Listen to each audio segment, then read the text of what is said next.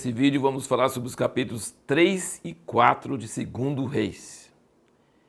Nós podemos notar que Eliseu era bem diferente de Elias em vários aspectos. Um dos aspectos é que os milagres dele eram mais positivos.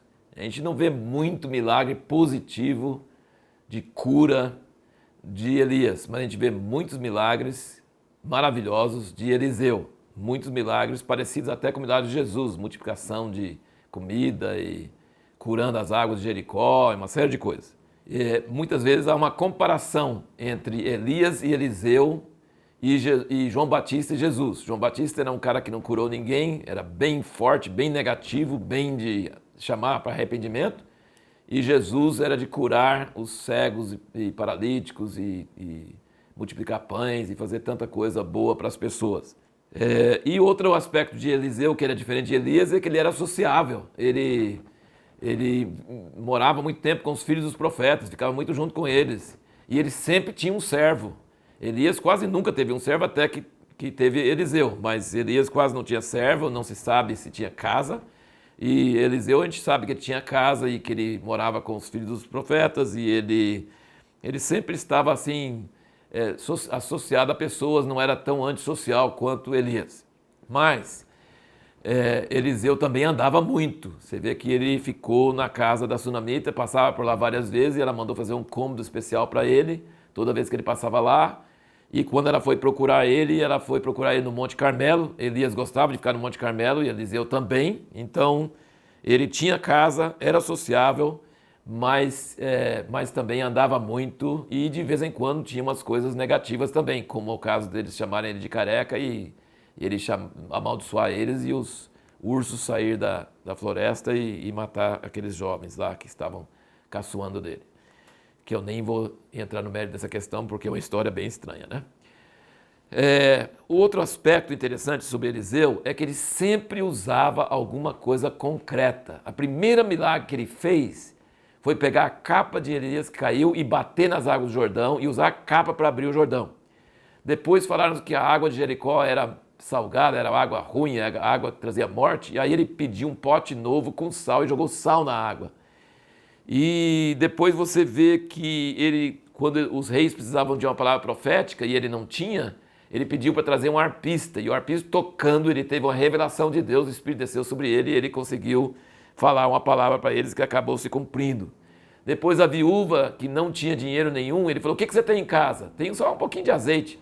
Ele mandou usar aquele pouquinho de azeite e pegar muitas vasilhas e ir derramando, e foi derramando aquele pouquinho de azeite. Nunca ficou muito, mas à medida que derramava, não acabava.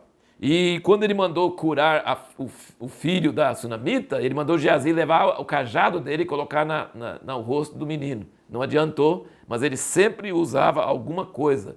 Tinha veneno na panela e mandou colocar farinha. Então você vê que Eliseu, o estilo dele é bem parecido com Jesus também. Jesus também usava barro para pôr nos olhos de cego e tinha sempre alguma coisa. Mas Eliseu esse é o estilo dele, curar e fazer milagres, era através de alguma coisa.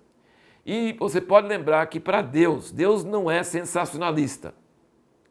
Quando Deus sustentou Elias lá com a viúva, ele não multiplicou a farinha e o óleo para ele ter muita farinha, uns sacos de farinha lá dentro de casa. Não, continuou tendo quase nada, só aquele restinho, só que o restinho não acabava. E assim foi com o azeite da viúva.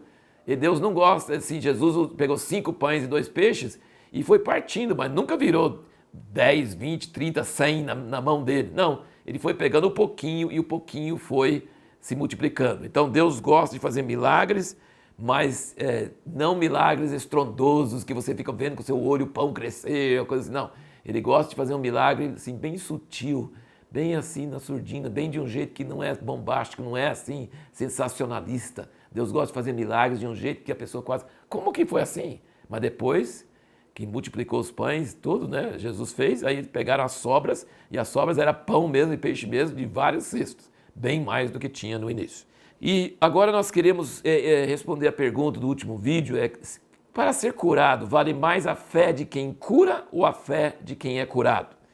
E aqui no exemplo de Eliseu e a sunamita, o filho milagroso que ela teve, morreu, ela não falou nada com o marido, pegou o jumento, saiu correndo, foi para onde ela ia achar Eliseu, lá em cima do monte.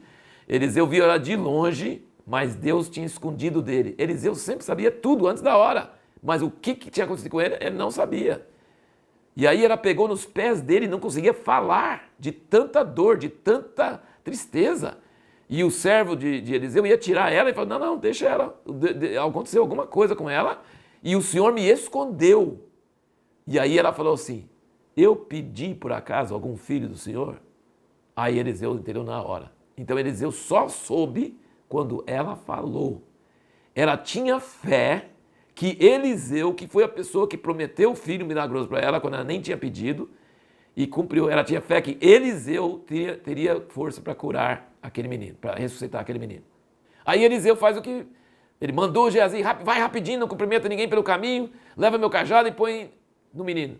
Aí ela falou assim, se você não for, eu não vou sair daqui. Ou seja, ela não creu que o cajado de Eliseu na mão de Geazi ia resolver nada. Ela não creu. E a fé dela impediu o milagre de acontecer, a não ser por meio da fé que ela tinha, que era que Eliseu podia fazer.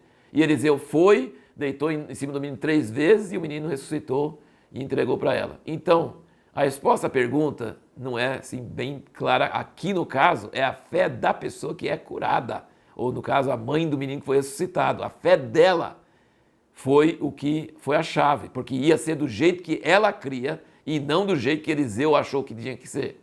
Agora, em muitas ocasiões, já vi testemunho de pessoas que uma pessoa que não tinha fé nenhuma para ser curada, era curada.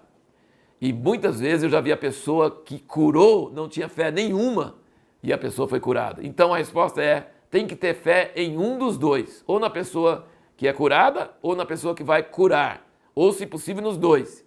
Mas é possível ter cura em um ou outro e não ter no outro e ainda assim ser curado. E lembra que Jesus sempre falava para a pessoa que era curada, a tua fé te salvou. A tua fé. Ele queria mostrar que não era ele, era a fé da pessoa nele que realmente funcionava. No próximo vídeo, nós vamos procurar responder a seguinte pergunta. Por que podemos dizer, baseado no Velho Testamento, que Deus não ama só Israel, mas ama todas as nações?